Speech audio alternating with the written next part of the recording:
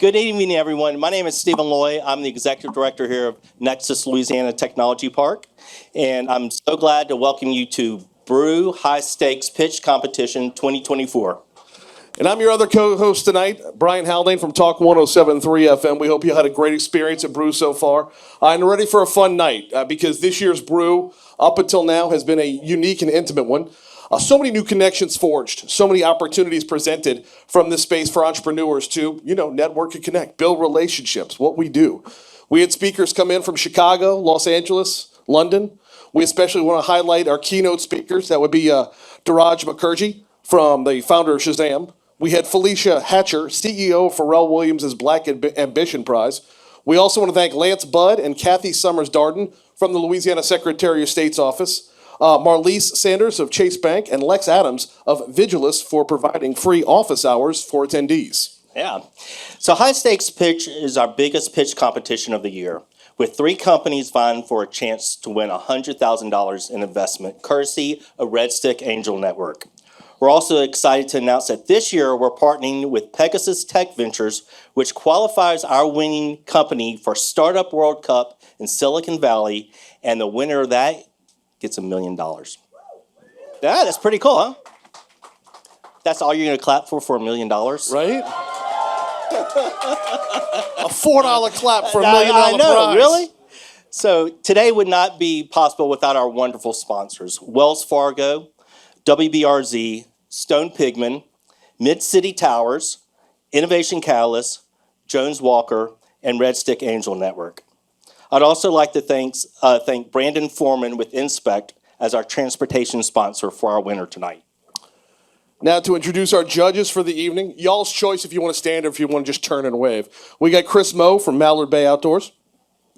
Woo! They get $1 million applause too, so. Amanda Martin from Studyville.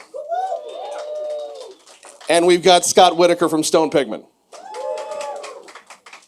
So we had 50 companies apply for this. Of those 50, we whittled them down to 9 companies, and they met at the Tech Park about 3 weeks ago for semifinals. And the final 3 you'll hear from tonight are of the final round. We do want to emphasize that this $100,000 prize is not just cash or a grant. This is an investment from members of the Red Stick Angel Network, a group of Baton Rouge-based angel investors. This type of investment can really move the needle for a company. After the pitches, while the judges deliberate, we'll let you hear from last year's winner, Dawn Audio, about how that money helped them in their journey. Yeah. Now, the companies were given the opportunity to work with Abby Kish, a public speaking coach. We cannot say enough about Abby's devotion to our entrepreneurs, especially leading up to BREW. In addition to working with today's presenters, she also coached the 8 companies who competed in our Ignition 2.0 Demo Day Tuesday and closed out the afternoon session today with the Hit Me With Your Best Pitch. Abby, where are you? In the back. The best public speaking coach. And as you'll see tonight, I'm not one of her clients, but I probably should be. All right, so we got a little bit of business to tend to before we get to the rules and then our participants in this evening's pitch competition. And that is, what's next? Well, beyond the $100,000 prize, there is going on to Startup World Cup. And I would like to now welcome Federico Altapost with Pegasus Tech Ventures, to the stage, who's going to tell us a whole lot more about that. All right, give it up. All right, perfect.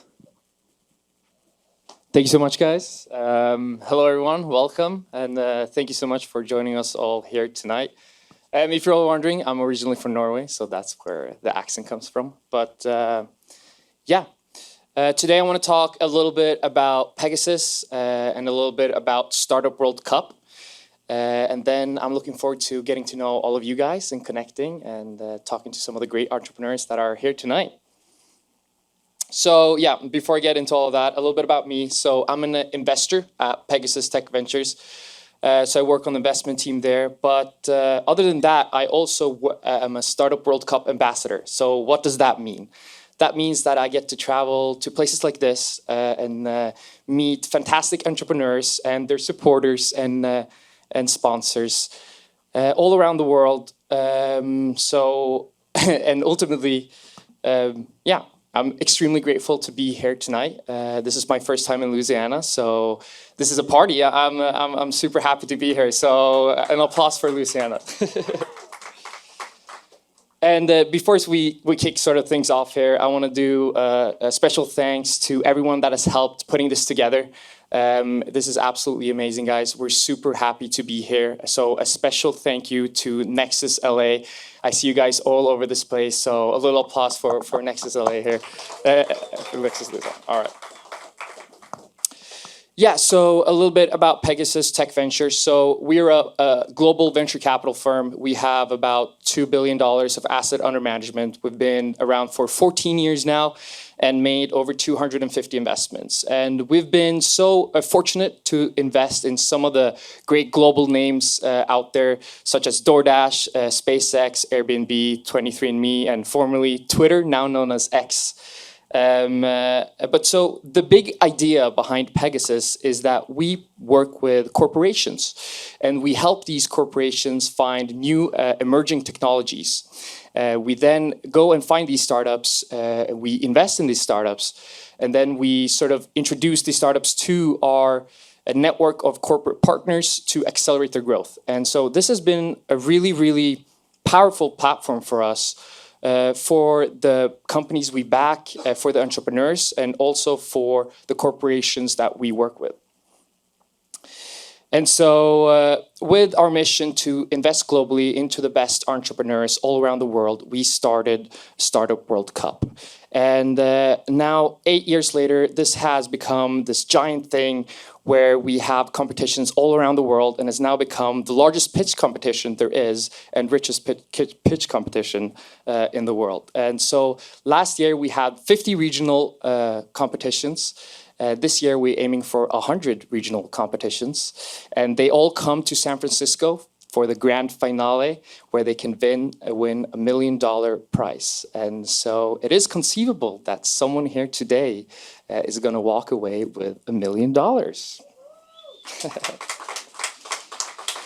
So the mission for Startup World Cup is obviously to find these great entrepreneurs, these great companies, and sort of celebrate innovation and entrepreneurs. But it also is to connect with these ecosystems that are out there and also help people connect with each other inside of these ecosystems and then get the ecosystems to connect with each other and then ultimately connect to Silicon Valley and Pegasus Tech Ventures.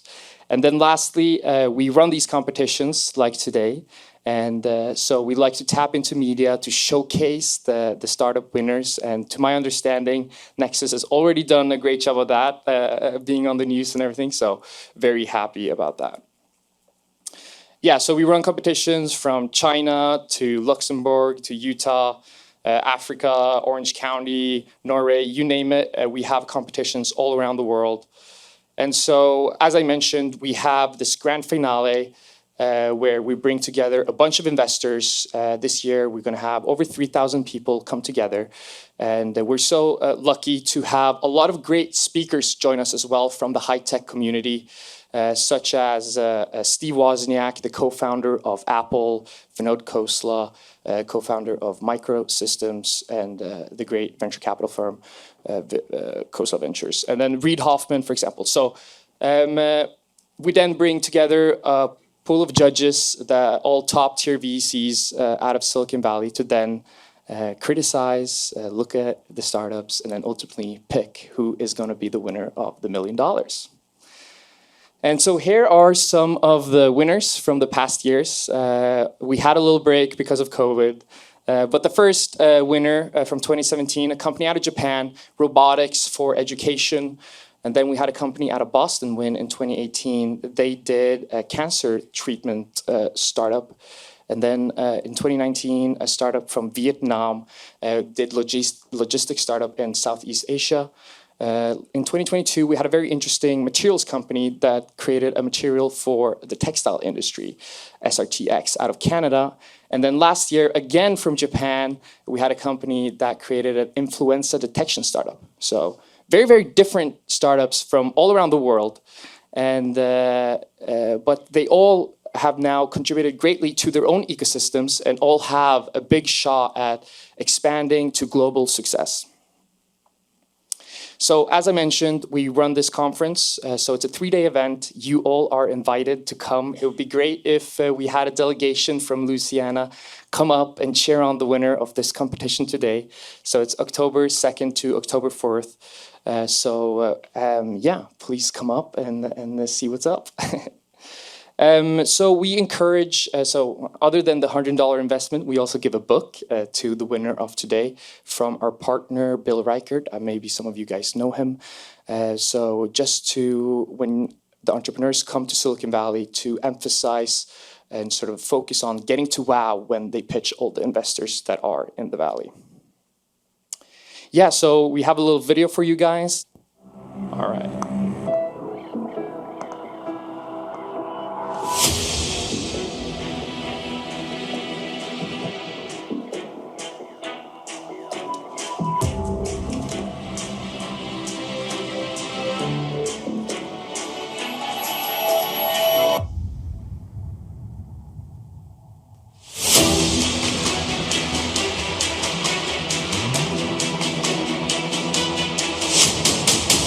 Before you can get your customers signed up versus them asking. For the presentation, what are the margins on the $1 million of revenue?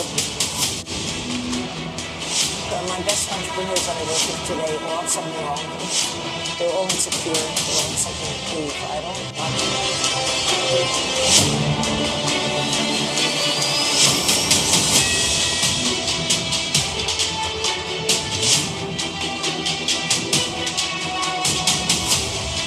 build something that dares to change the world. Startups is really what we need in the sector. And then don't get caught up in titles or experience.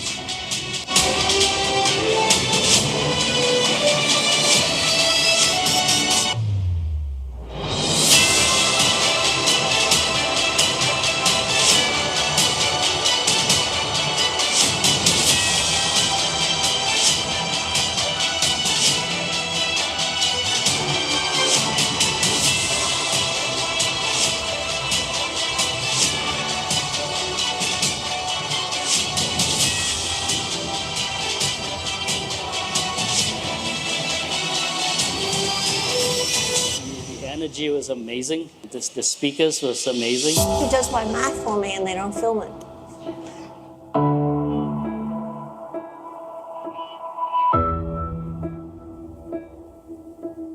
All right. So you can't afford to miss it. So yeah, thank you everyone, and may the best startup win. All right. Appreciate it, Federico. Good job. All right, let's get started with tonight's rules. Barrett's going to fist fight Kevin, and then the winner. No, I'm just kidding. Participants are going to be given 10 minutes to pitch, and then 15 minutes worth of Q&A from the judges. If any presenting company catches your interest, by the way, please be sure to catch them and exchange some contact information after the pitches are over with at our closing party, which is going to be outside in the gated area. Pretty simple, right? All right, let's get started. Barrett, you're up first.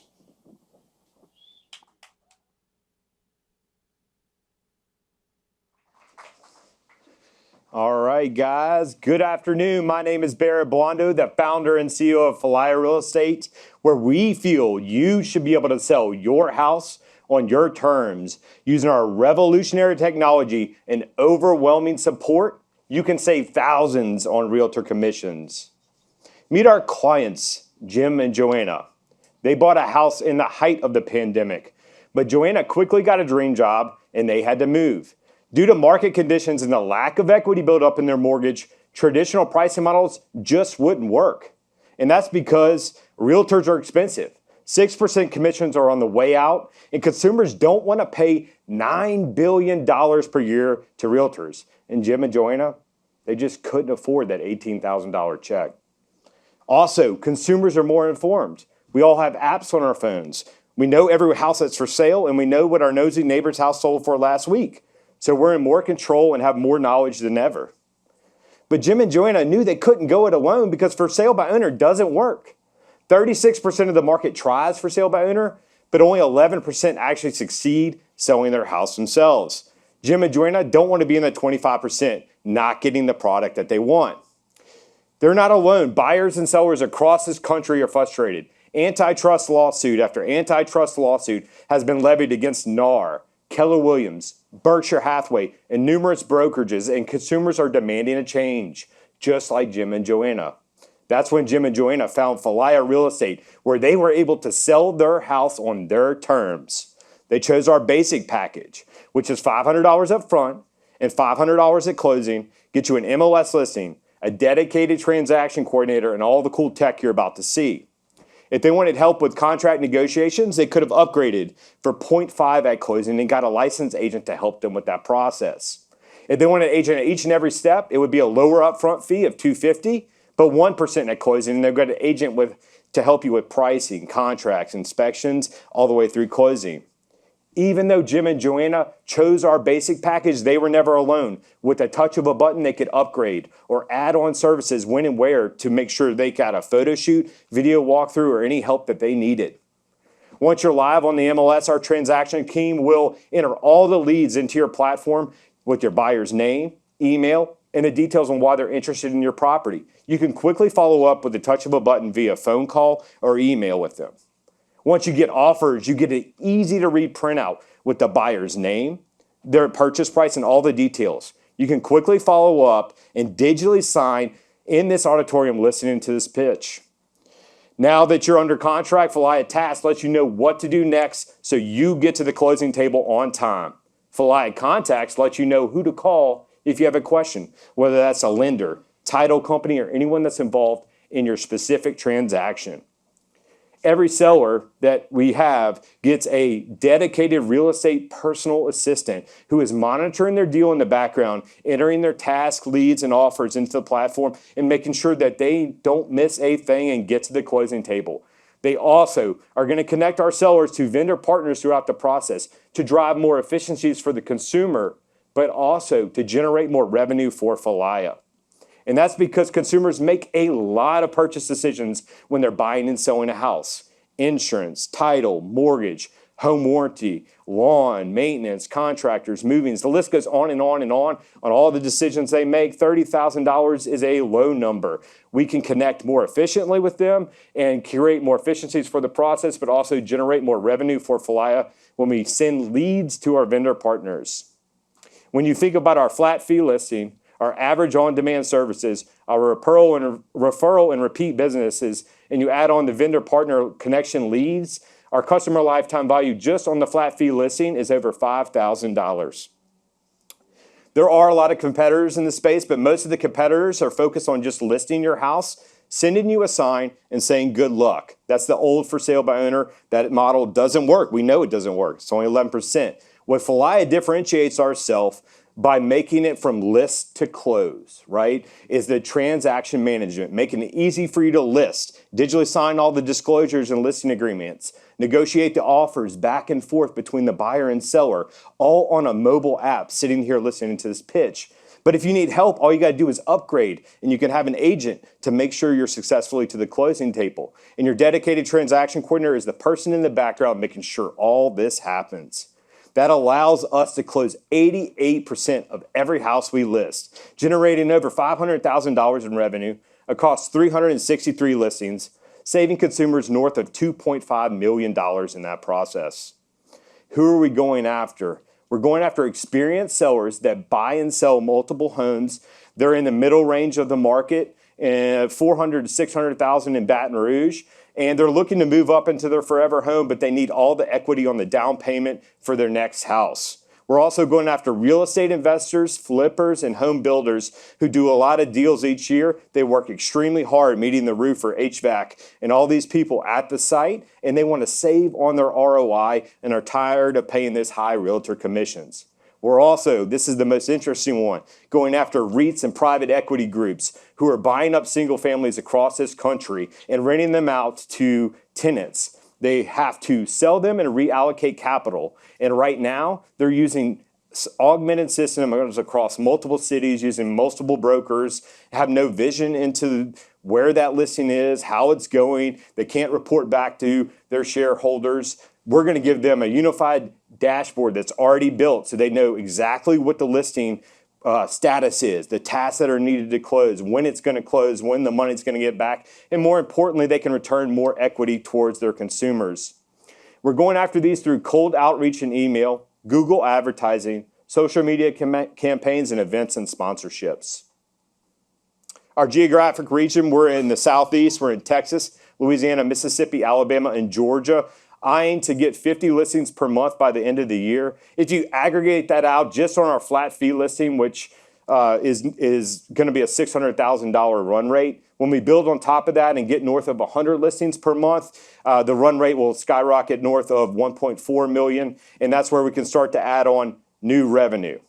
When we have that much transactions, we really can start to create more efficiencies for our consumer, but also more revenue for Falaya with Falaya Title, Falaya Mortgage, and Falaya Insurance. We've already been in communication with local title companies here in Baton Rouge that want to partner up, people in Texas as well as Atlanta. We also have Lower.com and a mortgage company here locally that wants to partner up. Falaya Insurance, we have Steer.io that wants to white label insurance policies through our platform already. When you think about the power of the flat fee listing at that point, you're looking at a customer lifetime value when you add on mortgage and insurance of almost $15,000. So we were back on the stage here at BREW. We're excited to be back here in Baton Rouge. I was on the stage 2 years ago, but we came up a little bit short. But Falaya is perseverant. We are not letting up. We're keep attacking. We may get knocked down, but we are going to keep coming, and we are glad to be back here to tell you how far we've come and how far we're going to go to change the real estate market. In Q1 of 2022, our revenue was $17,000. Now we're almost at $30,000. It's a 65% increase in a real estate market that's as low as it's been since 1990. We were in one state, now we're in 5 states.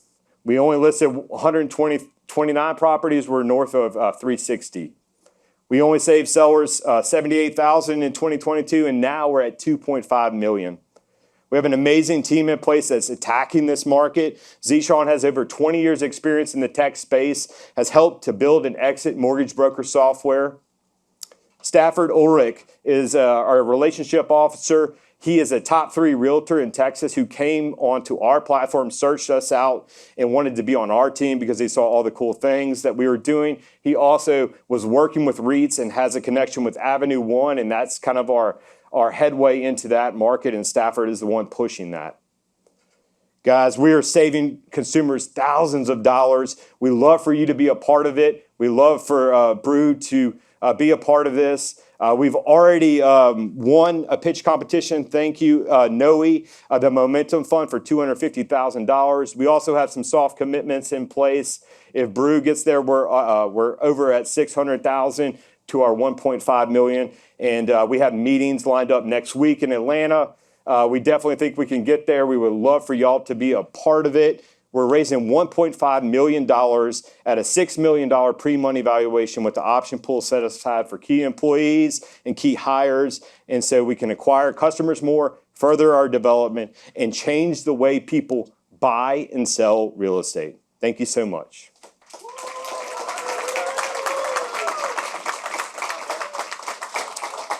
Judges, who wants to start? Sure. When did you launch the app? So the website went up March 1st, 2020. Okay. When that happened, obviously, we were in Idea Village X Accelerator program. We were excited. We were picked to be on the Noe stage. Everybody was excited. Everybody was working for free. We were going to go out and conquer the world. And then 2 weeks later, the whole country shut down for COVID. It was quite crazy of a ride. I was stuck kind of holding the pan by myself through 2020. And then 2021 is when we really started to selling properties. So I'd say 2021 is like when we really entered the market. Our mobile app launched in 2022. Okay. Do you have any IP or any other barriers to entry that would prevent some of your competitors who seem to be ahead of you time-wise from duplicating what you're doing? So right now, we don't have any IP for the technology. It's more of a process. We do have a trademark that is in place, and but as far as that type of developmental IP, no, we don't have anything in place. I will say that our competition, there's not really anybody that's allowing you to negotiate offers. There's not really anybody that's handling task management. There's not really anyone focused on that quite yet. Now, there might be, you're right, there could be competitors that come into this space. I think that if we focus on the consumer experience from listing to close and deliver five-star value, that's going to be the value proposition that we bring to the market. So would you say that your success is trying to grab market share and stay ahead of the pack? So As they try to catch up with you? So my plan right now is to grab market share across the Southeast in markets that are secondary and tertiary, where we can deliver extreme value to home builders, flippers, and real estate investors and REITs in these markets, and really dig in and deliver five-star service, hone in our technology. And yes, at some point we will scale up and we will try to attack and get out in front of everybody. There's no doubt that's going to happen if we take on capital. Yep. Hey, Barrett. Hey. Good job on the pitch. Thank you.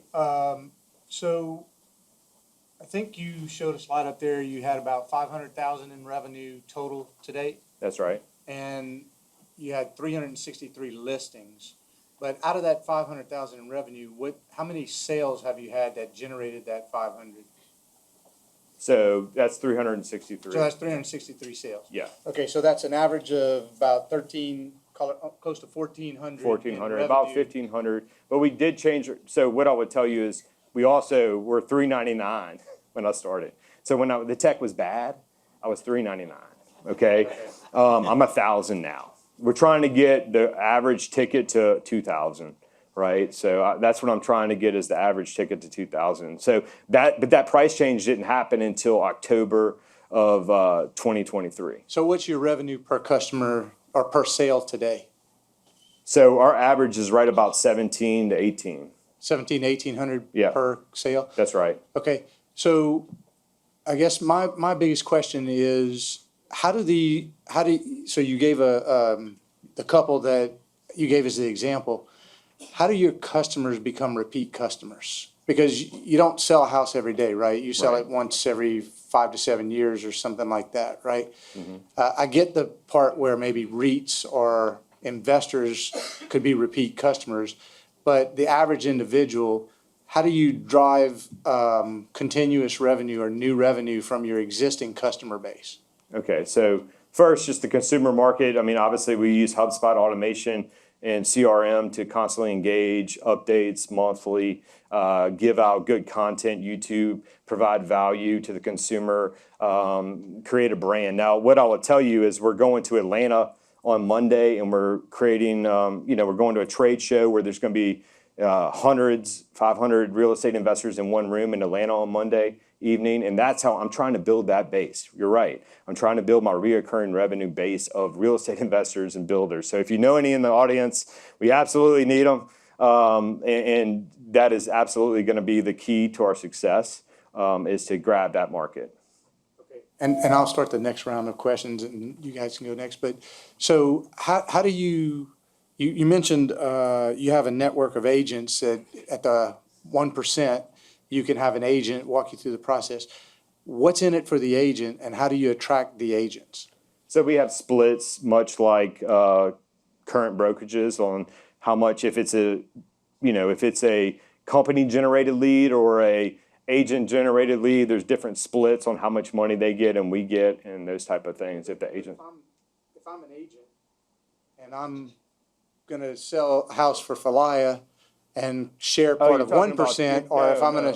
You're talking about on the buy side. I'm sorry. Well, that's Yeah. a question too that I think we all had, but I'm talking about just the agents that assist in the 1% to get that 1%. So if I spend time selling a home for Falaya, I'm sharing part of 1%. If I spend time sharing or selling a home for my broker, I'm sharing part of maybe 3%, right? So maybe a 0.5% more, well, more than 0.5% more. But No doubt, but we get more company-generated leads. We're going to try to help you out. We also have transaction coordinators that are going to make your job easier. You're not going to have to contact them as much. You're going to have a more efficient process. You're also not going to pay for leads. A lot of these realtors, they say they're making that, but they're not really. They have a huge split. Plus, our splits are not as bad. They're not as drastic as some of these, like you're saying 3%, but they probably take 30% of your stuff, right? So, make it easier for the agent, more efficient for the agent. We are attacking the home seller. I want to be very, very clear. We're trying to solve the home seller's problem. We're not trying to solve the agent's problem. The agents are part of that process, but we are trying to make it really efficient for a seller to go listed to close. And we have been doing that in the market very, very well. So to follow up on that, do you know how many for sale by owner homes right now end up having a buyer's agent? Yeah, I would say, like on our platform, it's 90%. I would say use a buyer's agent, right about. Okay. Yeah. I'd say it's a lot. I mean, I would say most for sale by owners are having agents involved in their transactions at this stage. It's not astronomical. So most of our deals have a buyer agent involved. What's the incentive for the buyer agent, right? Because if they bring someone to a Falia home and they're only paying $500. So right now, when you're listing a property, we ask you, how much do you want to advertise to a buyer agent? It's up to the seller. You could advertise your savings. No, but if a buyer agent, if a buyer sees a sign, a Falia sign in the yard, and they have an agent already, so they call their agent and say, hey, I want to see this home. Mm-hmm. The agent goes and shows them that home and they buy it. Mm-hmm. What does the agent get? They get whatever the seller is advertising. Do you understand that? Like when you list, we ask you, how much do you want to give to a buyer's agent? They can select how much they want to pay a buyer's agent. And you could take got you. Okay. So you're only paying us $1,000, so you could give the buyer agent 4% in this crappy market that's about to happen. Okay, so you could use the savings for Falia to advertise higher commissions than your competitors to the buyer agent. It's actually a benefit in a down market than it is in an up market, in my opinion. Right. What about the regulatory landscape here? Don't real estate agents need to be licensed? Yeah, so how do you navigate that? Yeah, I'm a licensed broker in 4 of the states. Stafford is our licensed broker in Georgia. There are, we can scale up. We're already looking at adding those ones that were great out there, Florida, North Carolina, and Tennessee. So those can be added this year. But we can also scale up extremely quickly. There's brokers that you can hire on demand to be broker of record and pay them a fee to be the broker of record, right? So we could scale up fairly quickly if we need to. It's not as big of a barrier to entry as you think it is, but it is something that I want to control the process. A lot of our competitors, the problem is that they don't control the process, right? It's a customer experience from list to close that is a differentiator. A lot of our competitors that you've seen up there, they outsource their brokers of record to these under brokers, and it's Halzeo right here.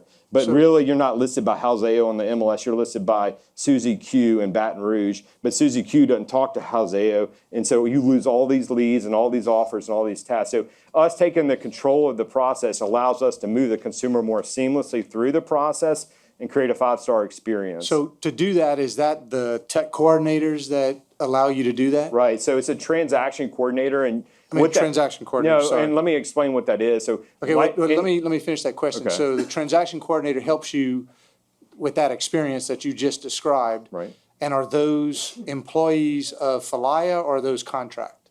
So transaction coordinators. Yeah. So they're employees of Falia, and we do use virtual assistants, and we're also looking at using AI to do a lot of these remedial tasks and route these communications and do these things. So some of it's automation, and some of it's a person, some of it's a virtual assistant that's cheaper labor that's doing some of these tasks. What's your exit strategy? My exit strategy is either a large brokerage, mortgage company, or a big, huge title company that could come and acquire this, or a major home search site that says that's enough and kills me. Yeah, one of those. So from an exit perspective and what Scott just said, I think in your projections you showed maybe $1 million next year, $3 million or $1.5 million, maybe then $3 million the following year. So do you see this as a 3 to 5 year investment, 5 to 10 year investment? And then do you think you have to get somewhere north of 50 million in revenue for an exit, or 100 million? Where do you see that? So my hope is about a 5 to 7 year horizon on this thing. 7 probably. I look at it as the economy, right? So I think the economy is going to go down, and consumers are going to need this. It's going to be almost like, why did Airbnb get so successful? They got so successful because at the time, the housing market was so bad and people had to rent out their houses. They had to do it, right? They're going to have to sell their properties, and they're going to have to do them in inventive ways because the market's going to go down. I don't think it's going to go up. And then the next time that it goes up, I think that is our exit strategy, right? If we build up enough base and then we get to the point where the market is back up and then we're really turning and really doing sales, I think that's when we exit.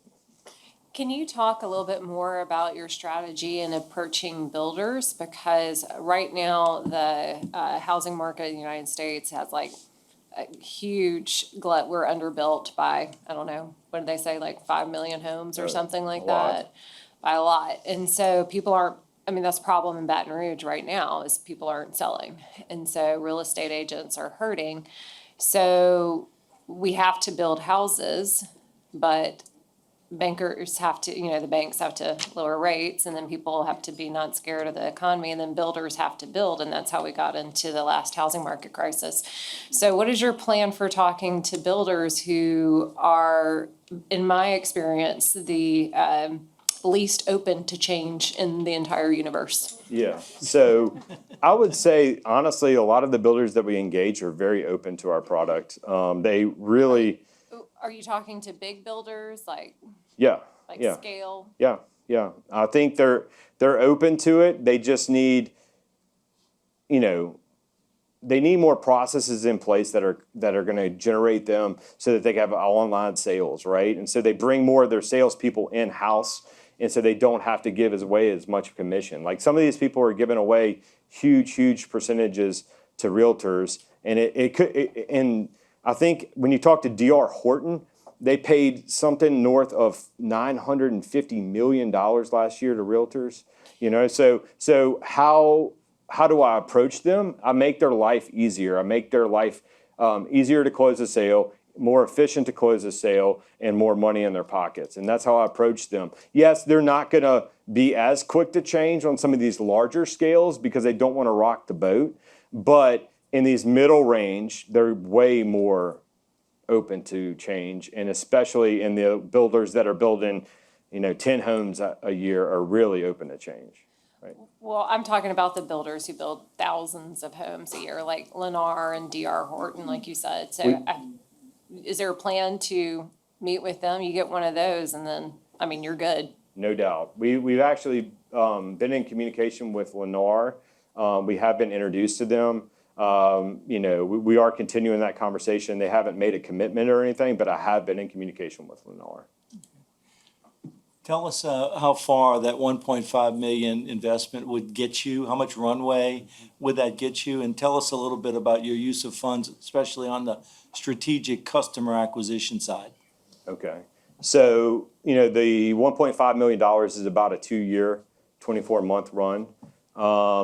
It would go towards, a heavy piece would be marketing, right? It would be a lot of marketing spend as far as Google ads. We've also had Reddit, which has been extremely interesting. Over the last week, we got 8 listings in the last 2 weeks from Reddit, which has been an interesting dynamic. We're trying to pour some capital into that. But so those are listings or sales from Reddit? Listings. Listings, okay. Listings, yep.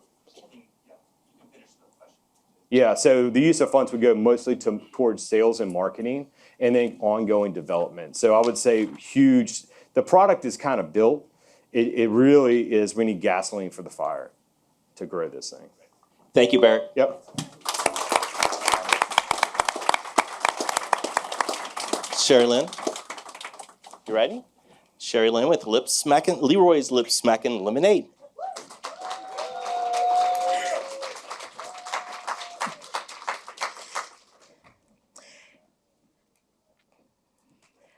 Hello, my name is Sherilyn Hayward, owner of Leroy's Lip Smacking Lemonade.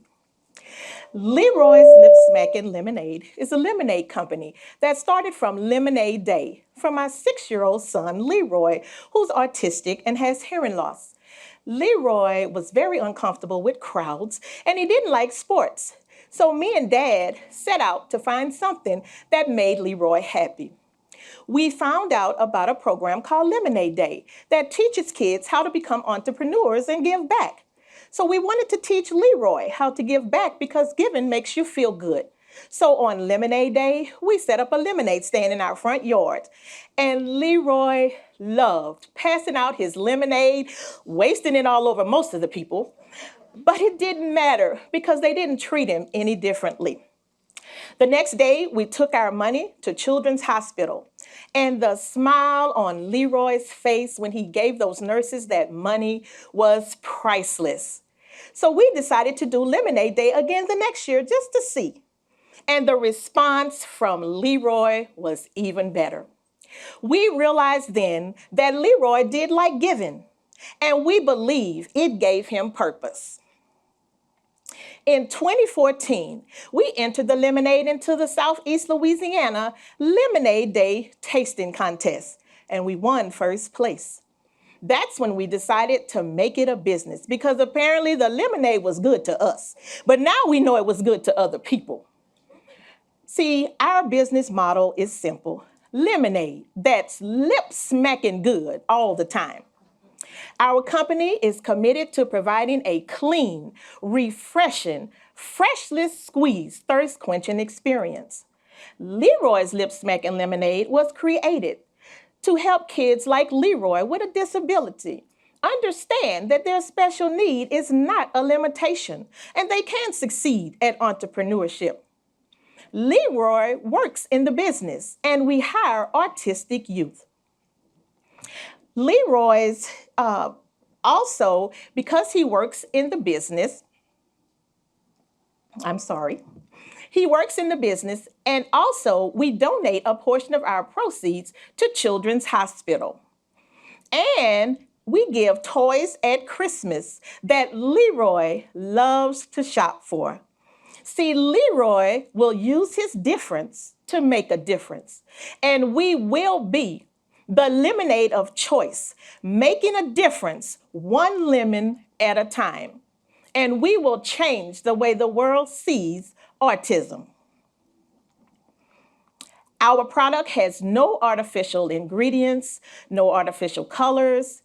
We only have water, lemons, and sugar, and we definitely don't have on the label other natural ingredients. We also take our lip smacking experience to corporations, schools, also to private parties and local festivals like the Baton Rouge Blues Fest with our lemonade mobile truck. We are sold in 40 local grocery stores with our 16-ounce bottles and gallons, delivering weekly. In 2016, we were given the opportunity to produce our lemonade at the LSU Ag Center Food Incubator. And from there, we were asked to bring the lip-smacking experience to LSU Tiger Stadium. We also service the LSU Alex Box, the PMAC for basketball and gymnastics, and we are truly the fan favorite. Our national growth plan is to take the lip-smacking experience to every state in the United States and to Disney World. Why not have a child's business in a child's place? We couldn't do this alone. It takes a team. And our team is committed to our mission and our vision. And Leroy works right alongside us. He's the most important part of our team. Our management team combines expertise, innovation, and vision to drive strategic growth and achieve operational excellence. Our company has won numerous awards, such as the LED 2023 Emerging Business of the Year. We've been showcased on WAFB News, Baton Rouge Business Report, and 225 Magazine, just to name a few. This is true market data from the juice production in the U.S. as of 2024. This is revenue. The juice beverage industry was $15 billion in revenue. The lemonade and juice industry alone, just that segment, was $9.5 billion. And I can stand here with confidence and say that we can capture 1% of that revenue market, $95 million. How will we capture the market? Well, our market research has discovered two things. Orange juice and lemonade are the most popular segments, and they remain the leader. Two, more so than ever, people are searching for non-carbonated natural beverages and juices. And despite all of the new products that have come to market, new juices, the demand for lemonade has increased because people are switching from sodas to natural drinks and beverages like lip smacking. What's influencing the market? Well, most juices are sold at grocery stores and supermarkets, and they are the most important retail channel for consumers. Gas stations and convenience stores like Save More, where our product is sold, they are a key market for high sales and impulse buyers. And consumers want more natural ingredient beverages like lip smacking versus artificial ingredient juices, because people are more concerned about what they're putting into their bodies. Brand loyalty. Consumers demonstrate loyalty by paying the premiums for the brands that they prefer. This reduces price-based competition. People would rather have flavor and nutritional value over cheaper substitutes. Our customers tell it all. They all say, once you smack, oh, you coming back. Why are we outshining the competition? We use only real natural ingredients, which makes us a more healthier and authentic product. We are committed to quality, no artificial colors, which provides us a more refreshing and pure tasting experience. And our brand meets the consumer preferences. This makes us a more superior choice. And it gives us a competitive edge over our competitors. Me and the Bees Lemonade has a similar story as Leroy, a little girl who started a lemonade stand from Lemonade Day, got an investment from the Shark Tank, and now she is an $11 million company in revenue. It just shows you what the right investment to the right company can do. Our track record shows that our revenue has increased year over year. However, last year we did have a little hiccup, but it was not because the demand wasn't there. We had a supply issue. We have solved that problem by bringing on a supply chain advisor, Blaine DuBose of Associated Packaging.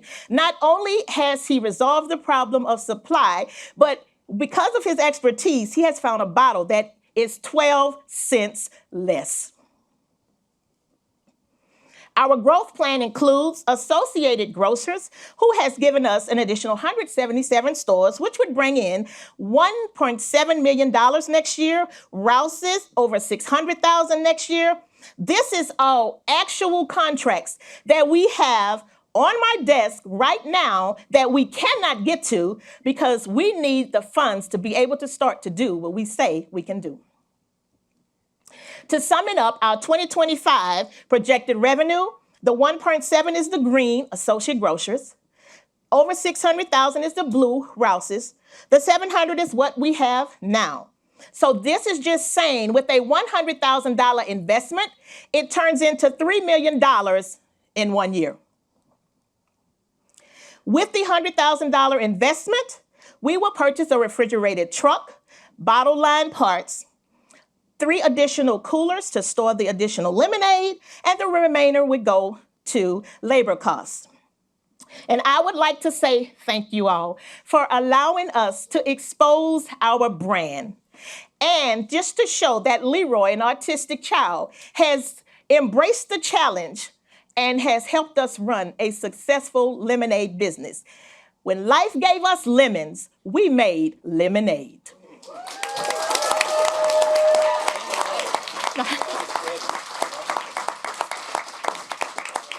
You want to come on up? You gotta introduce them. This is Clifton, our CFO. He's up to answer financial questions. Can y'all hear me? I'm gonna try to do as well as she did. We're both answering questions, just so that you know. I'm just, yeah. That was great, and this is delicious. So I didn't know that Stephen was paying me in lemonade, so that's spot on. So great product. You're selling it. You're supporting a good cause. I'm extremely impressed. How are you, if you won tonight, how would you get up and compete for $1 million with some pretty high-tech companies? Other than, like, your lemonade's amazing and you have a great story. Well, of course, we pitch it just like this. But our competitors truly are not fresh squeezed. And I don't see them ever going freshly squeezed like us, because they would rather have this long shelf life, but we would rather have long customer life. We actually bring in and sell more product than most of our competitors. And we are truly fresh, those 3 ingredients with no additives. I don't see them ever wanting to do that. Now, if they wanted to, I see some of the big competitors coming to us and say, hey, we can't make this. Let's just partner. Or let's just, So that's how I would pitch it. Is there any answer you would? Yeah, so we also believe in the Warren Buffett approach.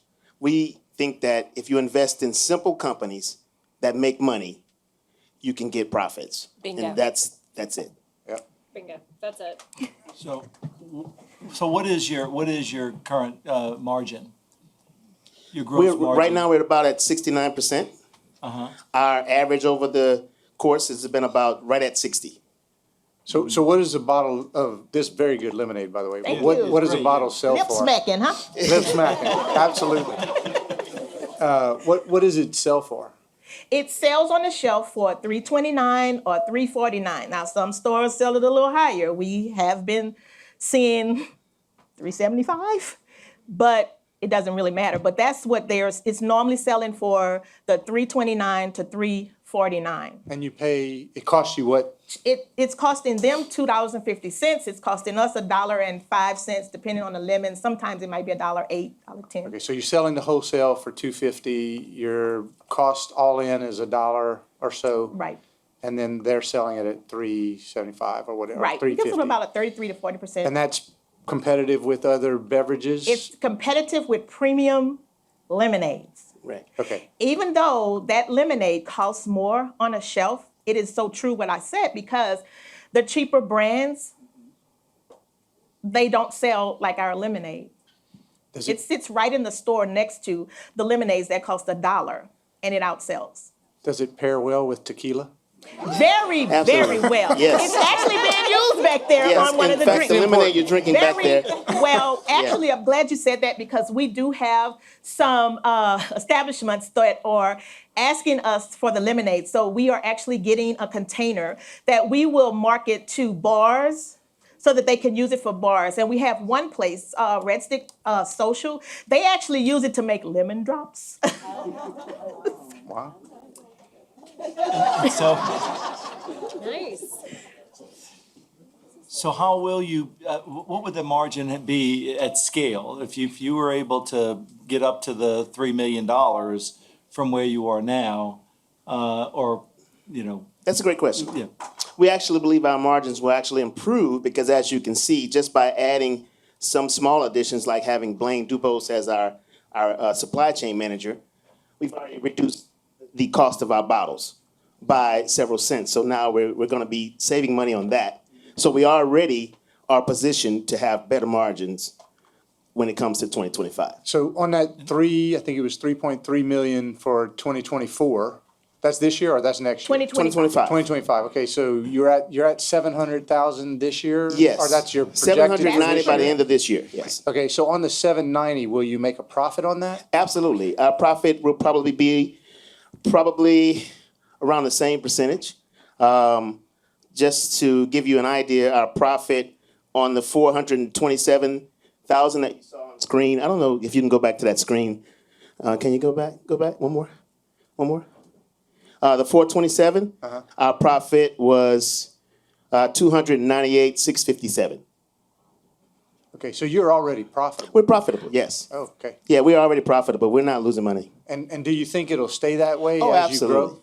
Absolutely, yes. Yes. So what kind of investment would you need to really get up to $10 million, let's say? And it would seem to me you'd need some automation, you need some serious investment in equipment, and labor costs would go up too. Yes, we've absolutely thought about some of this. You want to go ahead and take some of that? At least 1.5, because we would actually need to move into a bigger facility, become 100% automated. So that would take, and then we'd have to hire in, like you say, more labor, because right now we're doing all of this with 4 people. That's all it takes. And even if, even when we take on associate grocers, we don't need any more people because they're not maximized. So we would need about 1.5 because we definitely would have to get a facility and 100% automated line. Have you And more trucks. Have you studied the manufacturing process of bottling plants? Oh, yes. Absolutely. We actually had a line designed. We did it backwards. We had a line designed by the same people that were designing the line for LSU. When we moved out of the incubator and moved into the space we're in now, the line was too big. So we are totally familiar with the bottle line because of LSU. So we definitely know that process and what all is needed and everything. So from an investor's perspective, the prize money today is an investment. What is the exit for those investments? And do you see an exit? Like, are you building this as a company to exit, or is this going to be a company that is going to support a nice lifestyle for you and your family? So we're looking at, if you look at, I think the gentleman mentioned earlier, if you look at, go to slide where the market is. This way. One more. Right, no. The TAM and the SAM and the.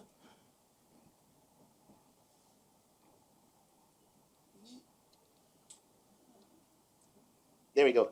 Okay. We believe confidently that 1% we can easily capture. We got 2 things working in our favor. You got a $9.5 billion orange juice market that's growing. Prices are going up and people are ready to pay because they want more natural drinks. We have a story unlike a lot of the competitors.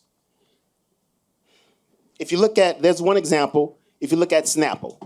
Snapple started in New York as an orange juice maker. They did fresh apple juice, And they got it up to about 100 million and eventually sold it to Quaker Oats for 1.7 billion. So we think we can do something similar. So your exit, it would be a sale is kind of in your mind, what you would. We're looking at that, but it's got to be the right number. But we want to get ourselves up to, we think we can capture, we think we can capture that 1% within a very short time frame. Yeah. And once we get there, we'll be able to sell. But we are also ready to partner and give out equity as needed to let me position ourselves. So go ahead, Sharon. So this is a very competitive market category, right? So how do you stand out? I mean, it's a great story, and you guys have done a phenomenal job to get the company to where you have. I mean, and it is really delicious and lip smacking. But how do you get a competitive edge and stand out among so many similar things? By being a natural drink with only those 3 ingredients. Other companies truly are not going to want to do that. They want to add, they're going to have to add something artificial to bring that shelf life along. So we're going to stand out because we're always going in the upward trend. Absolutely. And we've looked at the competition, and that's Yes. basically the situation. They're not going to change what they're doing because it's already working. And so the companies, what the market is saying is that there's so much room for companies like ours with a story, because we're talking about transactional companies like Minute Maid. Yeah, There is no story. yeah. They're I think looking. that's your greatest asset, by the way. People want to support companies that have a great story. Right. Yes. And I know that from experience. So that is, you have to use that asset. And currently, 1 in 5 people are experiencing some situation where they have autism in their family. And so that leaves us a very large market right there. How much of that revenue, that $700,000 revenue, was from bottles? I mean, do you sell it all in bottles, or do you sell it in tap, or, We sell the cups? bottles. That's the bulk of our revenue is those bottles and those gallons. But when we sell in festivals at LSU, Yeah. we're selling in cups. Yes. And we also have a mobile truck. And the mobile truck, those are, we sell those on trucks. So most of the gallons. revenue, what percentage of the revenue is, selling in cups versus selling in bottles? Well, currently it's about maybe 15%, because most of our 15% revenue is in what? the stores. Most of our revenue, about 85% of our revenue is from the stores, Okay. and about 15% is from the events. However, that is increasing because we're getting so many people that are requesting us. For example, the Superdome has requested us potentially for the Super Bowl, because we service Tiger Stadium, which holds about 103,000 people per game, and the Superdome only holds 86.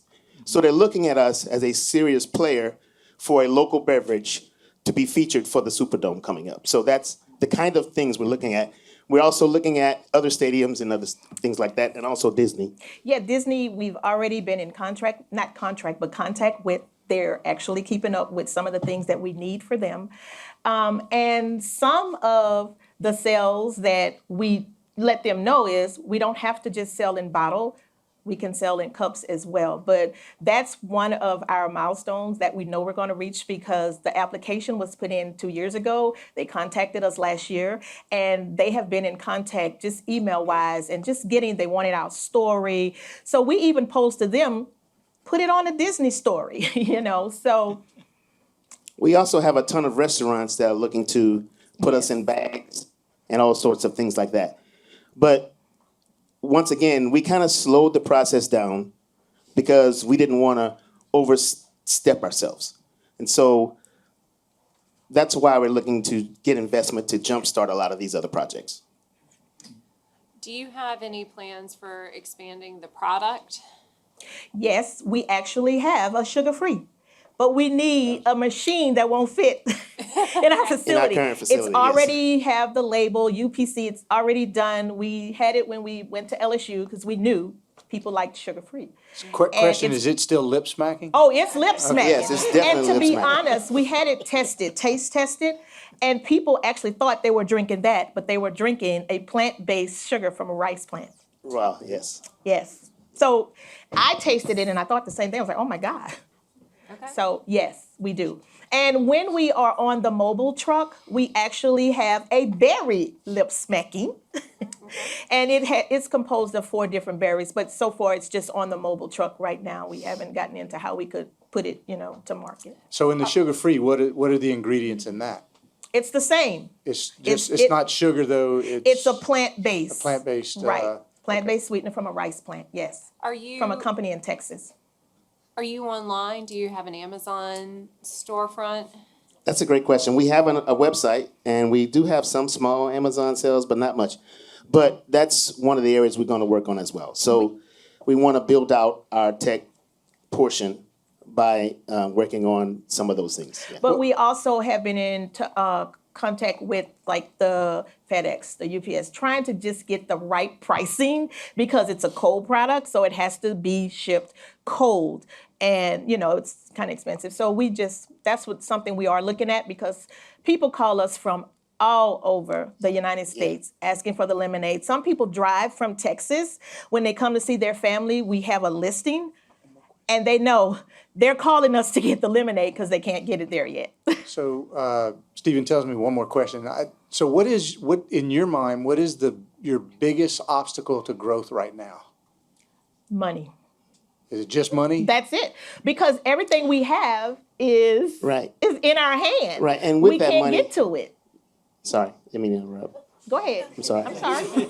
Yeah, and with that money, one of the things we're going to do, we are definitely hiring staff in some of those areas, such as like we got the supply chain advisor.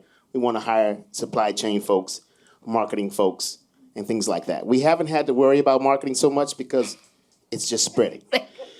That's But how we got that- Associated Grocers. It spread. That's on the list. Their other stores started contacting them saying, why don't we have this product? It's selling off the shelf. So Associated Grocers came to us. Rouse's, the same thing. So it's just really capital. Oh, congratulations. Great job. Thank you. Thank you guys so much.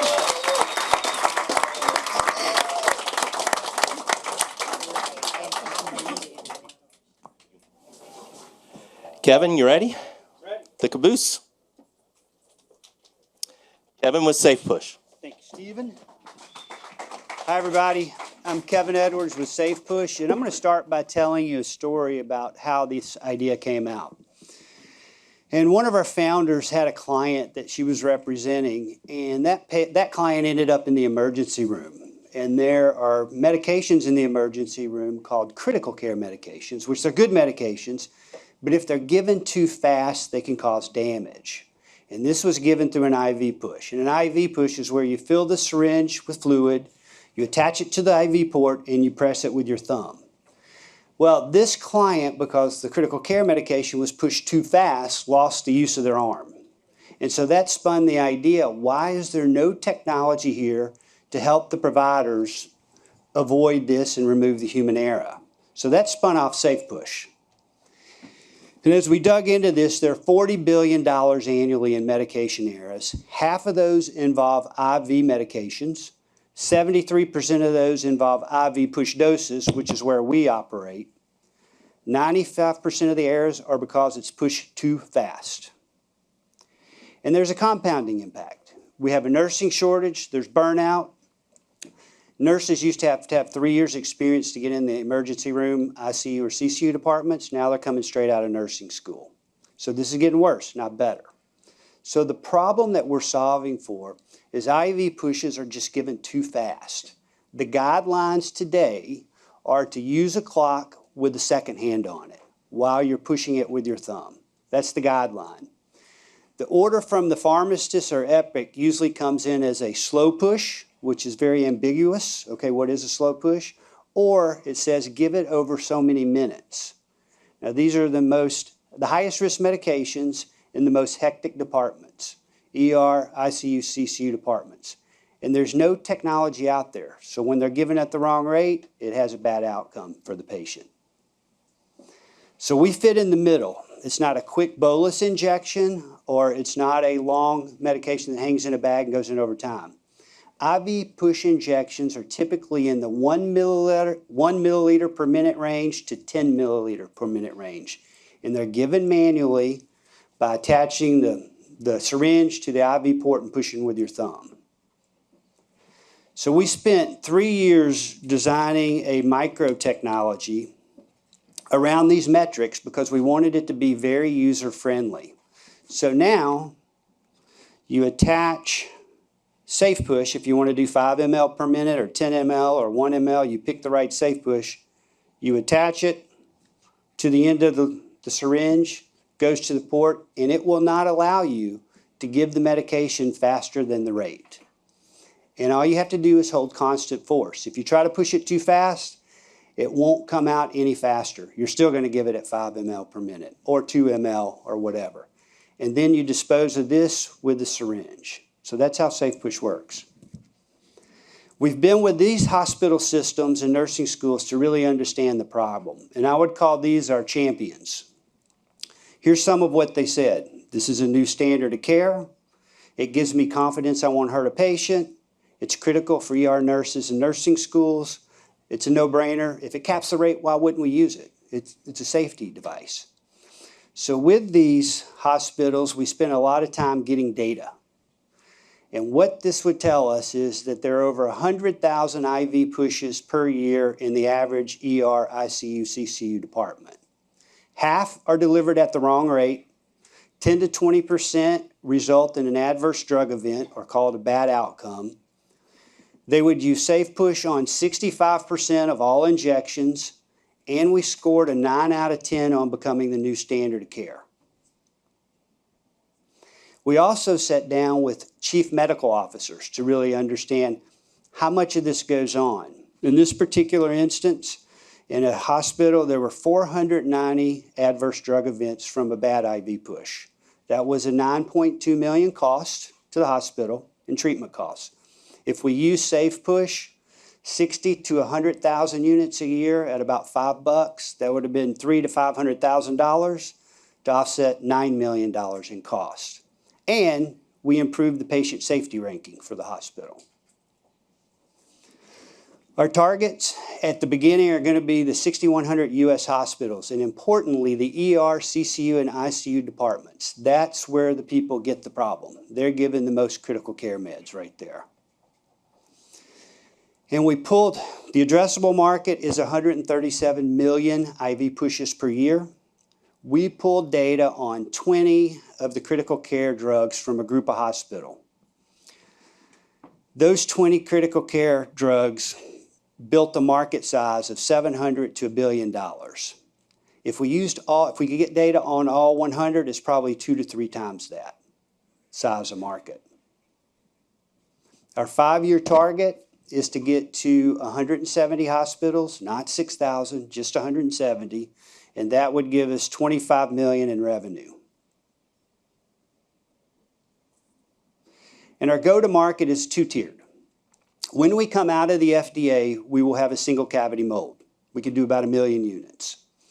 We're going to focus on our soft hospitals, our champion hospitals, and do a soft launch, most likely direct.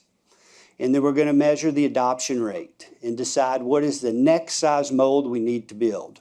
A 32 cavity, 64 cavity mold. Then we're going to build a second mold and do a national launch with Alliance Medical. And Alliance Medical is our distributor partner. We have a letter of intent signed with these folks. They cover the U.S. They have 60 salespeople. They have warehouses. They have 6,000 Alliance customers. And they can do a national launch in 90 days. And as far as milestones, we have our patents, our prototypes. We're in the Safer Technology Program at the FDA, which is an accelerated program. And now we're ready to press the button to go. The FDA has confirmed our 510(k) path.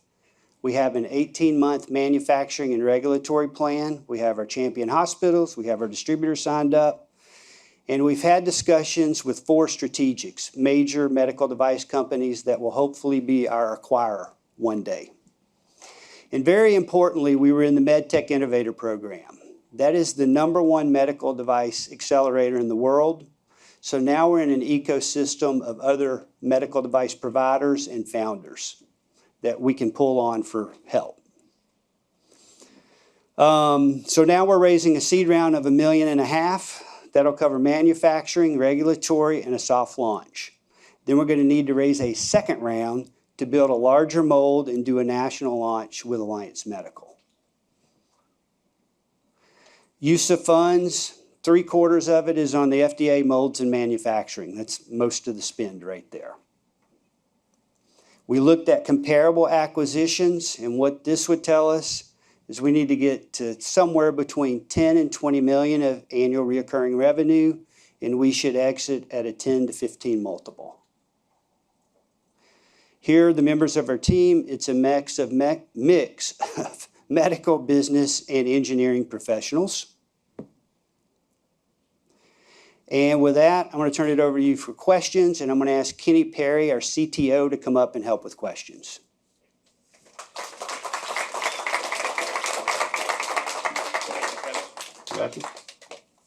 Come on up, Kenny. Congratulations on getting this to where it is. I have, I live with a nurse, so she's experienced this problem firsthand, so interesting. My first question is, I think there was a slide up there earlier where you expected that, or you maybe polled hospitals and they said that they would use this in 65%, I think it was 65% of the cases? Yeah, we have So- more data from hospitals, but they would use it on 65% of all IV push injections. Okay, why just 65%? Because some of them are not critical care meds, they don't require rate-sensitive delivery. Okay, Yeah, so but the just not rates- every push Yeah, needs to be a like safe some push. antibiotics, you don't need them, you can push it in quick, but the critical care meds, so that's their rationale, 65%. And some hospitals say we're gonna use it on all IV pushes because it's too confusing. Yeah, I just mean, we've had some say that. safer than sorry, right? Yeah, uh-huh. Yeah, it's back here somewhere, but anyway, okay. And you selling it for $5 a piece? Well, we're gonna get there. We're working it. When I started with this group, it was gonna sell for $120. So now I've got it down close to $5. Now, when it comes out of the single cavity mold, it's gonna be close. We're not gonna make a lot of money, but I don't want price point to be an issue. But I think we can get it out for $3 to $4 finished. And that's sterilized, packaged, put together, in a box, in a case, shipped, And okay? how does that compare to what they're paying today? Well, they pay nothing today. Well, They no, I look know, at but I their mean, for watch. just whatever this is gonna replace, it's just a syringe or so No, it's nothing. to make sure you got it, today, the standard of care from the Institute for Safe Medication Practice is to look at your watch with a second hand and And then- push. So And the it's- instructions gotcha. come from the pharmacist or Epic that say, slow push. So what does that mean? Or it says, give this over 2 minutes. So that's the standard. There's no tool today to do this. Have Okay. you done any studies on dollar amounts of lawsuits that these hospitals have faced It would- because of these wrongful We tried. injections? These are all settled out of court. We can't get Okay, any okay. information. All right.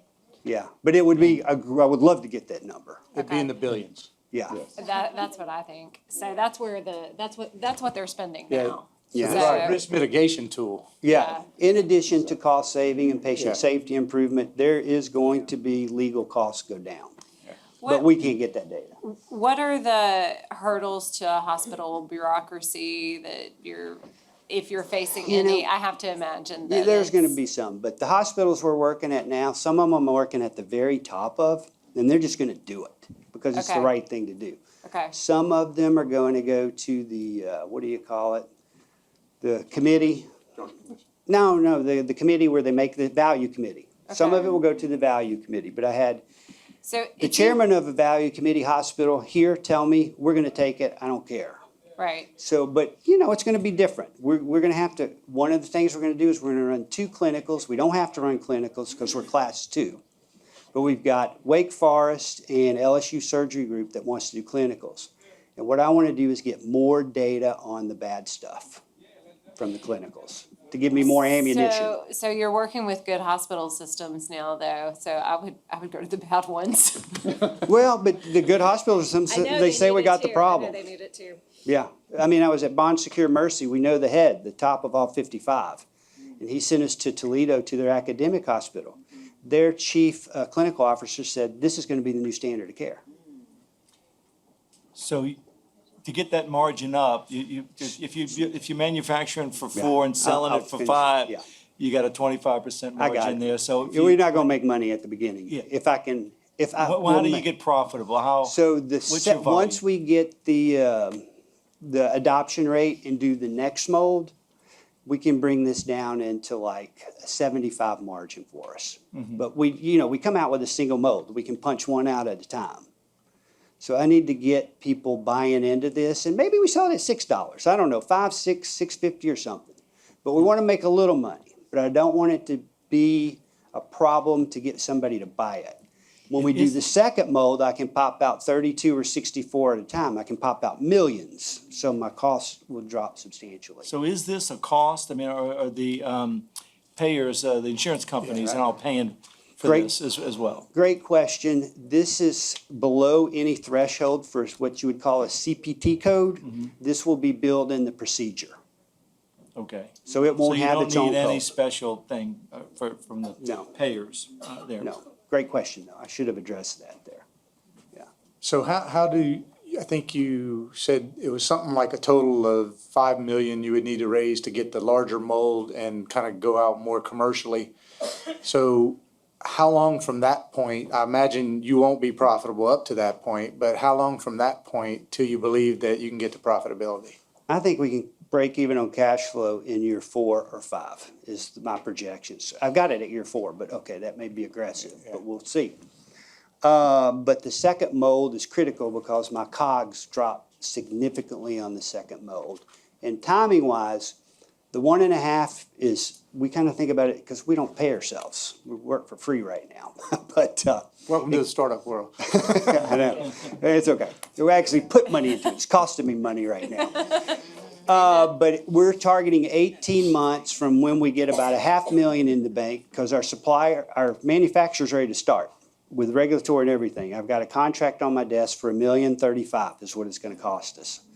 So I want to get $500,000 banked, and then I'm going to push the green button, and it should be about 18 months. But then we're going to immediately have to start raising again to start on the second mode. And of that 1.5, how much of that do you have circled or interest Commits. from right now? Do you want to know who? No, I don't need to know who. I'm just wondering. We how got much. about 900 commits right now. And Out of I'm the waiting 1.5. on the SBBCI money to come from LSU to close. The SBIR? Yeah, but no, the matching state fund. Okay. SSBCI. SSBCI? Yeah, SSBCI. Yeah. But the 3 big ones are coming in with matching money from the state, and we're waiting on them to get their matching money. Okay. Okay. So what are you using now? If you need a mold to make it, how are you making it now? The product, The prototype. the prototype. So, So how Kenny, do you know, explain how it. do you know it works? Oh, We know it works because the overall device that you saw in his hand, the technology on the inside is the primary, right? It's not the outside, it's the inside. We've already tested that, and we have bench testing slated right now to hone in on it before manufacturing even begins. But the technology works. This is just a housing, really. The technology is on the inside. So the prototype we tested is ugly, it's machined, but the inside is finished. And so we've tested a 5 ml that works really well, and now we got CTIP, a children's pediatric accelerator at Children's Hospital in LA to give us $15,000 to start doing a bench test on it, to hone it into the parameters we want. But the micro technology is smaller than a Tic Tac, and that's what goes inside here. So is that micro technology built in the molds as well, or that's something separate? So it's just the plastic housing? This is Right. just plastic. And then at the just end of the day. inserts, Yeah. sonic welding, and then you have the device. Much like a regular check valve would be made that they use Yeah. currently. Just 2 halves, you insert the technology in the inside and you close it up. It's just a housing, a carrying agent for the technology. And we have 2 steps in our supply chain. So there's one person that makes the little bitty technology. It gets shipped to Galero in North Carolina. Galero does all the plastic, the assembly, the sterilization, the packaging. And when it gets to the customer, it's already put together? Oh, yeah. So that part's. It's already in. It's already- It's all enclosed, in that sterilized, little and deal you showed up there? Yeah, it'll be in something like this, but it'll be a 5 ml or a 10 ml or a 3 ml, and it'll be a different color with markings. So you're having to, what's the word I'm looking for? Put those together. You're getting the parts separately, and then you're having to manufacture Not it. us, but Not yeah, us. Galero, the manufacturer that is gonna do everything. It's Oh, they're gonna basically do all the turnkey. manufacturing? Yeah. Yeah, Okay, all the gotcha. technology is sent to them, they do it, they mold it, they push all the molds, they put it Okay, together, so they they're doing all weld it, they that package whole it. process. Yeah, they Gotcha. do the sterilization, Gotcha. we send it straight in the boxes, straight to the customer, or to the distributor. And what is the patent on? The current patent is on the technology that's inside of this one. We have 3 other ones that are coming through right now, about at the office action stage. It's already patent pending. But this technology is patented, all the inside, of course, not the outside, because it's just lure lock. It's technology that's been But around it's forever. a utility patent. It's a regular granted utility patent for the safe push device. And we have 3 other patent pendings on a different device that we will, got to push through this one first, but we're about to put a prototype together on another device. for the same, addresses the same problem, same market, just in a little bit different way and specializes in for other fields like pediatrics or other. And it's other a applications. syringe based, it's not an attachment, it's a complete syringe. Okay. And your testing showed that the normally strong person couldn't overcome the technology. Like if you've got a particularly strong person who's really stressed out that day, Right. couldn't really bust through that. They can't, because They can't. There's standards on the lure lock connection itself. So the connection is all governed by ISO standards. There's a certain amount of force that's also governed by a given size of the syringe. Now, given that pressure, that ISO, of course, you can stick a car on top of the syringe and then it's going to blow up. But if you go with what the standards state that syringe is capable of doing without bypassing the plunger, and the lure lock can hold it, you can't pass it. You can't foil the technology. Okay. And you've got tests that show that. Yes. You know, when I say 510K path, now we have agreed with the FDA, there's a predicate. And there's no predicate exactly like ours. So we got them to agree that we could use a predicate and a reference. So now, Kenny's saying all those ISO standards are already written. All the tests are already written. We don't have to do anything different. The lure lock ISO standards in there, the plastic. So we just have to go through all the predicate ISO standards and testing that's already come before us. And once you get FDA approval, you can start selling Yes. at whatever rate you want. Yeah, and we are in the Safer Technology Program, so we'll go a little faster. Yeah, the Because safer it's an technology- accelerated program. Yeah, it gives us kind of preferential treatment. They put us with a shorter answer time. Sometimes FDA answer times are really extended. We have a faster response time. We get to do sprint meetings, which we've already done with them to validate the predicate selections that we have in the path and the data development program that we have, the DDP, the schedule of the testing that was just mentioned there. So we have all that already with the FDA.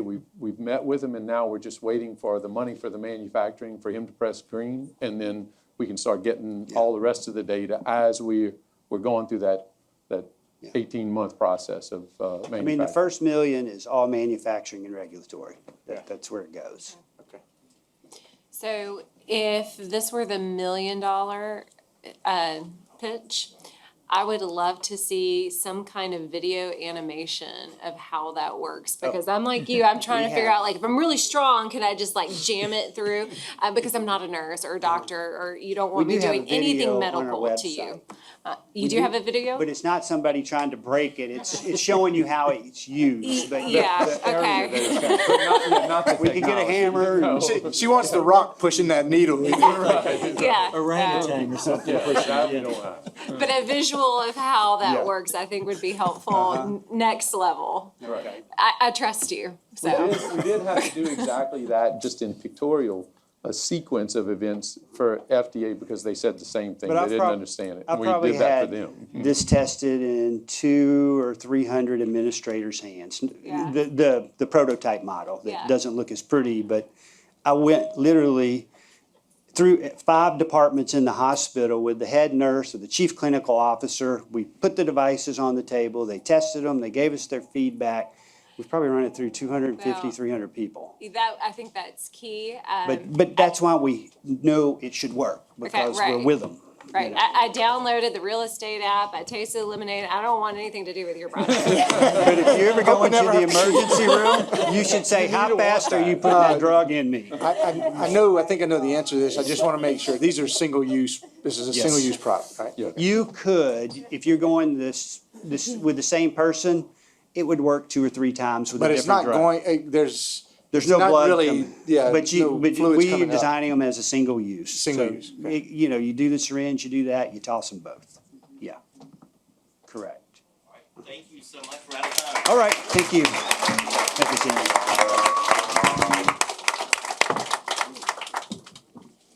Thank you. Let's give it up for all 3 of our companies. They all did a great job.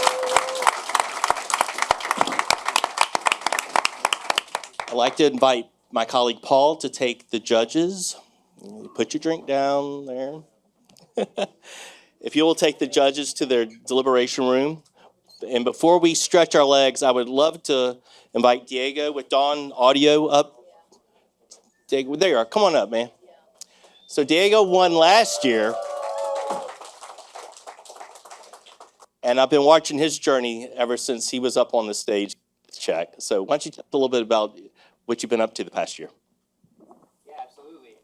For anyone that wasn't here last year, my name is Diego, I'm the CEO and co-founder of Dawn Audio, and we make lip smack and fruit punch. No, no, I'm just trying to channel some of that energy. We we are a music collaboration tool. We're working to bring cloud collaboration to the music industry. Whatever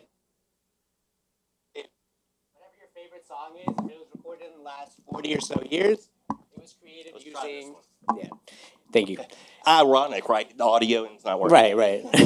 This is why we need Dawn. No, it was, yeah, whatever your favorite song is, if it was created in the last 40 or so years, it was created using a digital audio workstation. Think iMovie for music. Basically, artists today are stuck emailing audio files back and forth when collaborating across those tools. We make that collaboration easier, new age, in a way that you hop on a Zoom session, you can communicate with anyone real time in the world. That's how artists should be able to make music. Last year, if you were here, we were on stage talking about how we were in a closed beta with just under 25 artists testing our app and gearing up for a larger launch. Can proudly stand here and say that we were able to have that launch. We had our open beta launch in July, and today we had over 1,400 accounts created in our open beta, are closing that beta and are gearing up for our full market launch this year. Our main priority at the moment is gearing up to hit over 1,000 paying artists before the end of the summer, and maybe, yeah, that's probably it. There we go. Gearing up to hit 1,000 paying artists before the end of the summer and growing to over 45,000 in monthly recurring revenue before the end of the year. App development that has gone out, we really learned a lot over the last year, getting the volume that we were able to understand what it was that artists really had between the app that we had and what the barriers were for them to start paying us. Right, and so some of that was app consistency, new rollout. We were able to 6x our app usage frequency with an update in December. An update in September before that had our first artist using the app generating revenue from their app usage. So they were able to collaborate with a new artist, with a new engineer, and generate a revenue stream that didn't exist before they were a Dawn user. Outside of our app updates, we also have been able to, on the back of the BREW win, raise some additional funding. So we raised an additional $150,000 so far, currently still finalizing our bridge raise, which will give us that runway to hit that $45,000 in monthly recurring revenue and continue to scale beyond that. Last year, we also mentioned a big part of our marketing strategy is growing what we call our University Ambassador Program, right? So universities are hotbeds for these aspiring professionals. We employ a program that gets students that are on the ground, have that credibility, have that knowledge to become brand ambassadors and push our brand on campuses. Last year, we launched our pilot program in March at Tulane University, and we actually in the fall were able to not only scale and grow that program, but also rename it as the SAM Fellowship, renamed after our late co-founder who had passed away in September of 2022. That program now runs across Tulane and Loyola, and we're looking to scale it across the country going into the fall semester. We're gearing up for a number of other partnerships, which include everything from studio partnerships that we've been building out. We hosted our first what we call Dawn Day in the summer last year, where we go into a recording studio, we get all the audio engineers set up with the app, we interview them, really break down the creative process and use it as an opportunity to not only grow our brand, but grow the studios and the artist brand as well. So replacing that or replicating that model to grow to additional studios outside of that. As well as really scaling on this theme of the Startup World Cup competition, right? Global reach. So currently our developers based out of Medellin, Colombia. We're able to tap into some of the connections that they have to connect with one of the largest studio providers in Latin America as we gear up to also be able to tap into a more global market, providing again, our services to artists that have worked with, the likes of Pitbull, Maluma, some of these other artists that can really help expand our global reach. yeah, that's kind of the bulk of the updates. We've been able to really leverage not only the win, but also, again, the support of Nexus, the support of a larger network that we weren't tapped into as directly before, and yeah, have the entire Nexus Louisiana team to thank for that. So thank you all.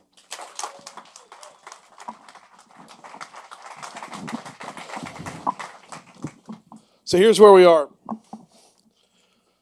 $100,000 on the line, potential for $1 million when you head out to Silicon Valley. We had 3 phenomenal pitches. And as it stands right now, our judges are still deliberating. So I need your trust, or I need to be able to trust you for just a second. We've all been sitting for a good while now, sitting through 3 phenomenal pitches, right? Can I trust y'all to get up, stretch your legs, move around a little bit, get out of those chairs for a second? But when our judges return, we can get right back to order in very quick order so we can get on with the rest of the festivities for the night. So please, get up, stretch your legs a little bit. All right, we're finding out now that you have to have the bank's routing number on the really large check. Try to put it through the ATM machine and it just won't work. It spits it I've right tried back it out. before and they're like, You what can't are get that big check through the pneumatic tube. Roll it up tight. Exactly.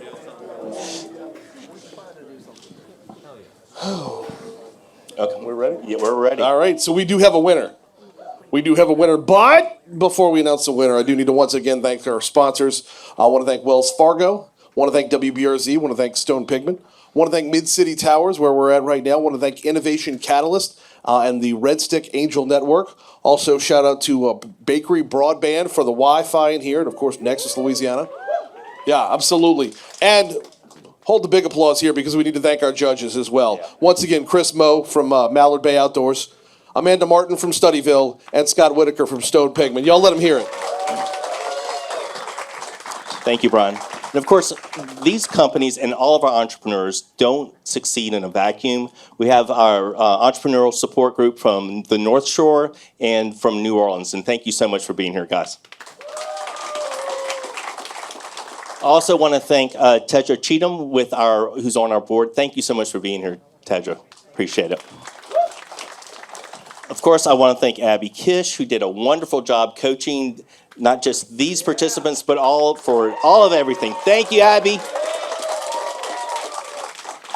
I also want to thank Jones Walker, who will be providing $5,000 in in-kind legal support for the winner tonight. Michael, are you here? You're here with Jones Walker. Thank you so much. Yeah.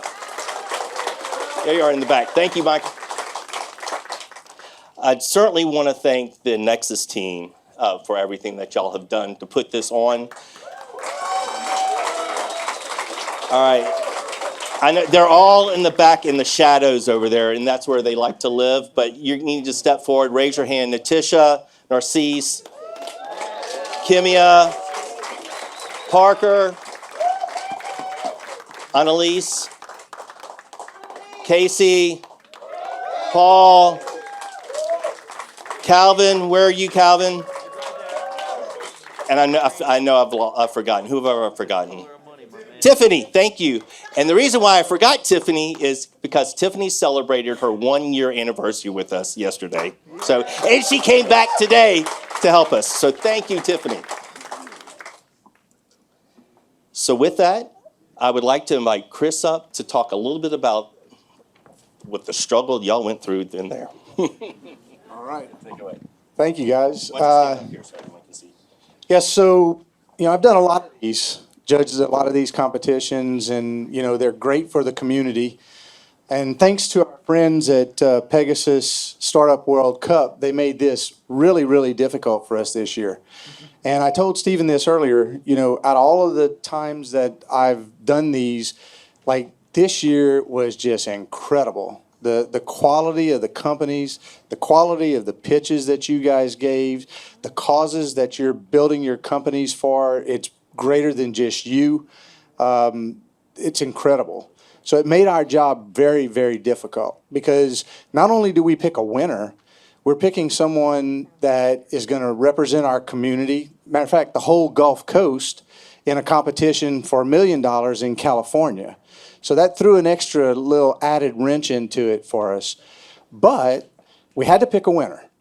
And we did do that, and they're going to announce that in just a minute. But it was so difficult that we want to invite the two companies that don't win to come and speak with the judges, because we have a plan for your two companies as well. So tonight, in a sense, everyone is going to win.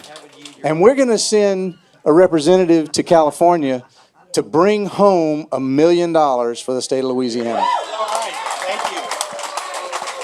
So you get a check, you get a check, you get a check, you get a check, right? Everyone, all right. There, Paul. I'm sorry, I did forget Madeline Nakan, who's part of our team. Thank you, Madeline, for everything you do for us. Now I'd like to bring onto the stage Will Eglin, who, with representing Red Stick Angels, who are presenting. They have, I mean, besides the big check, you've got like a real one, right? It's right there.